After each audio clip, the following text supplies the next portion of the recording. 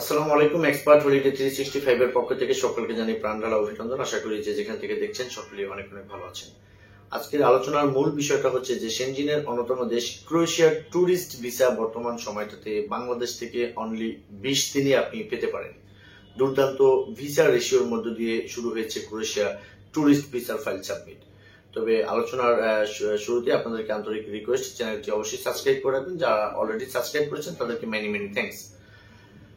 বন্ধুরা, আপনারা জানেন যে ক্রোয়েশিয়া নিয়েও আমি প্রচুর কথা বলেছিলাম। এই চ্যানেলটিতে কিছু ভিডিও আছে এবং কি ভিসা ইনফরমেশন .com ওই চ্যানেলটিতে কিন্তু প্রচুর পরিমাণ ভিসা ভিডিওগুলো আছে, তবে সেগুলো ছিল ওয়ার্ক পারমিট ভিত্তিক। তো আপনারা জানেন যে আমি আসলে ভিজিটর ভিসা নিয়েই মূলত আসলে বর্তমান সময়টাতে কথা বলি। তো সঙ্গত কারণেই আসলে ক্রোয়েশিয়াতে বাংলাদেশ থেকে যাওয়ার মতো মানুষের সংখ্যা দিন দিন বেড়েই চলেছে। বিকজ আমরা জানি যে এটা অলরেডি সেনজেন মুক্ত একটি দেশ, তাও আসলে ভালো একটি দেশ। তো এতদিন কিন্তু বাংলাদেশ থেকে ক্রোয়েশিয়া ফাইল সাবমিট করার তেমন কোনো ব্যবস্থা ছিল না, আমাদের কিন্তু ভারতমুখী থাকতে হতো। সেই কারণে আপনার ওয়ার্ক পারমিট বলেন, তারপরে হচ্ছে যে আপনার এনাদার যে প্রক্রিয়ার ভিসাগুলো আছে সেগুলো জমা দিতেও কিন্তু আসলে অনেকটা অসুবিধা হয়ে যেত অনেকেরই। তো বর্তমান সময়টাতে আপনি মাত্র 20 দিনের ভিতরে ঢাকাতে বসে কিন্তু আপনি আপনার ফাইলটাকে সম্পূর্ণ করতে পারেন ক্রোয়েশিয়া ভিজিটর ভিসার জন্য। বর্তমান সময়টাতে ক্রোয়েশিয়ার ট্যুরিস্ট ভিসা আপনি জমা করলে মোটামুটি 15 থেকে 20 দিনের ভিতরে আপনার রেজাল্ট চলে আসবে। আর এই ক্রোয়েশিয়া ভিজিট ভিসা পাওয়ার জন্য আপনার যে ওয়েবসাইটে যেমন ইতালি, ফ্রান্স, জার্মানি, আর বেসিক্যালি আমরা এতদিন কাজ করেছি প্রচুর পরিমাণে নেদারল্যান্ডস, লাটভিয়া, ফিনল্যান্ড, সুইডেন, হ্যাঁ, তো ওদের মতোই সেম ডকুমেন্টস গুলো আপনার প্রয়োজন হবে। কারণ ভিজিট ভিসা আপনি যেখানে যান না কেন ডকুমেন্টস গুলো প্রায় সেমই থাকে, কিছুটা ক্যাটাগরি অনুযায়ী পরিবর্তন হতে পারে।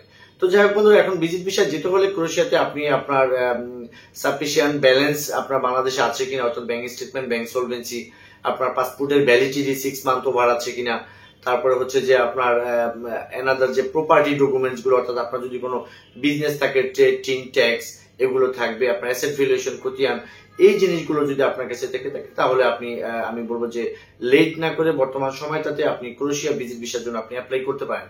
কারণ বাংলাদেশ থেকে সেনজেন ভিসার যাওয়ার লোকের সংখ্যা দিন দিন প্রচুরই বেড়ে চলেছে। অনেকে অনেক দেশে অ্যাপ্লাই করছে, কেউ হয়তো ভিসা পাচ্ছেন, কেউ পাচ্ছেন না। কিন্তু ক্রোয়েশিয়া বর্তমান সময়টাতে নতুন ভাবে স্টার্ট হওয়ার কারণে আমরা মনে করছি যে এখান থেকে ভালো একটা রেজাল্ট আপনারা পাবেন যাদের কাছে এই ধরনের ডকুমেন্টস গুলো আছে। তো যাই হোক বন্ধুরা, আপনারা জানেন যে আমরা আসলে এই ভিজিটর ভিসা গুলো নিয়ে সবসময় কথা বলে থাকি।